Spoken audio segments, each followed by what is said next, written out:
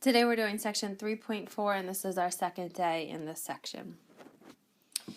So the next problem that we are going to do deals with e to the x, and notice it resembles a trinomial, so we're going to have to factor here.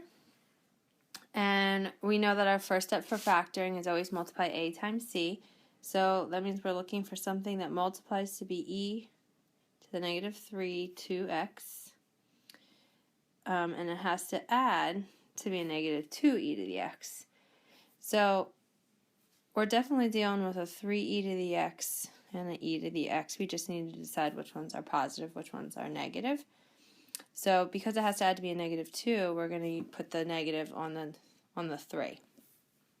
Now again, for those of you who are boxers, that's your combination. And now boxers, we're just going to get right into grouping. So I have e to the 2x minus 3e to the x plus e to the x minus 3. And this is equal to 0. And as we know, we group the first two and last two. Again, my boxers, these should be your 4 terms in the box. So for my first quantity, I can take out an e to the x. By doing that, I'm left with e to the x minus 3. In my second quantity, I can take out a 1, and I'm left with e to the x minus 3. And now I go one step further, and I have e to the x plus 1 and e to the x minus 3. And now, to solve for x, I set both of these binomials equal to 0.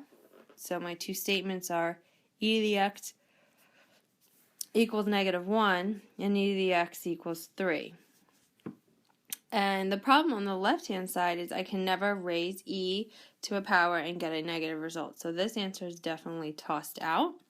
For my second one, again, to solve for x, I got to put this in log form. So I'd have natural log e of 3 equals x.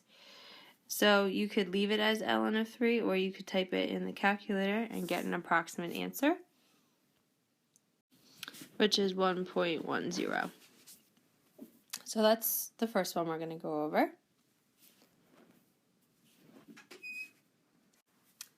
The next one, you're going to notice we are in log form. I have log on one side. So my goal would be to put it in exponential form. So if I did that, I have 3 to the negative 3rd power equals x plus 4. And I know 3 to the negative 3rd power is the same thing as saying 1 over 27. Oh, sorry, that should not say plus, that should be minus. Equals x minus 4. And it becomes 1 over 27 because it would become 1 over 3 cubed, which is 1 over 27. And now I add 4 to both sides. So x equals 4 and 1/27. And again, you could write that as a decimal, or you could leave it as a fraction. So here's another one where, again, we're in logarithmic form, and I want to put it in exponential form. So we know this base is e.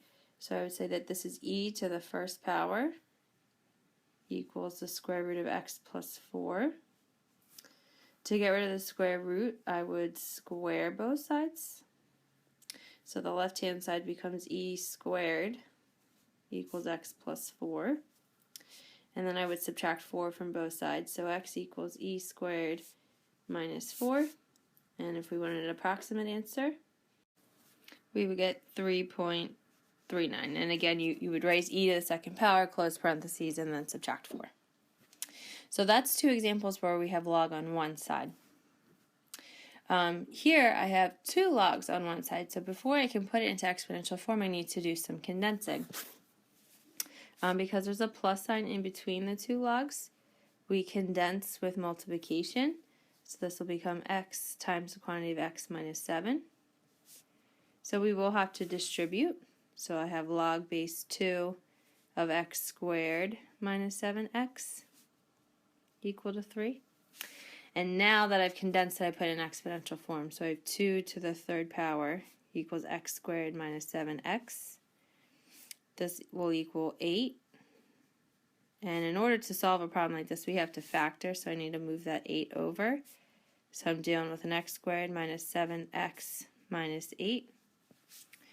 Our combination that we would want to use is a negative 8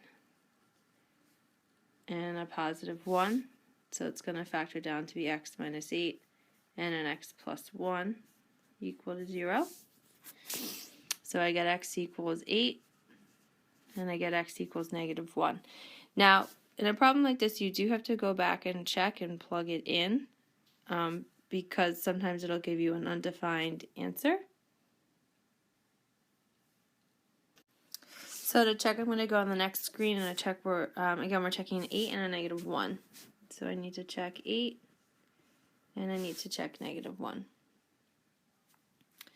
So let's go ahead and check the negative 1 first. So I'll have log base 2 of a negative 1 plus log base 2 of a negative 8. And again, we know that the idea of log is determining the exponent that would work. So 2 to the what power gives you negative 1, 2 to the what power gives you negative 8, and that's not possible. I can never raise 2 to any power and get a negative answer. So negative 1 does not work. It is not a possible solution. So now let's check 8 real quick. So I have log base 2 of 8 plus log base 2 of 1. Again, I got that from plugging in the 8 minus 7.